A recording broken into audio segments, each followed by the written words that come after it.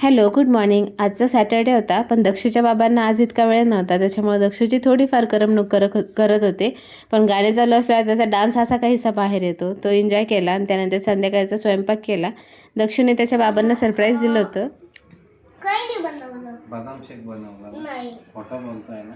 अरे मी खोटे नाही बोलत मग सरप्राईज सांग ना, तू काय आहे सरप्राईज? लिंबू शरबत बनवलं. रेसिपी काही नाही बनवली बस. रसमलाई बनवली का?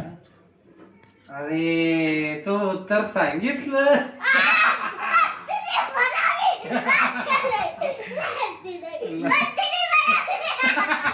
बघितलं तुम्ही, त्यांनी स्वतःच लस्सी बनवली त्याच्या बाबांसाठी आणि त्याला सांगायचंही नव्हतं आणि कळत नकळत त्यांनी सांगूनही दिलं.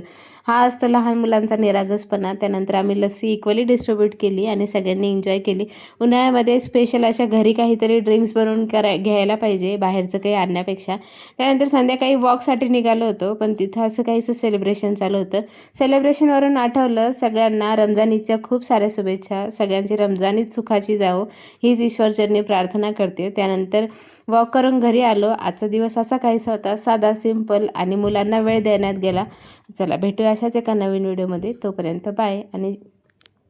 आणि आपल्या चॅनलवरती लॉंग व्हिडिओ अपलोड केला, ते सुद्धा बघितलं का? कॉमेंट सेक्शनमध्ये नक्की कळवा. बाय.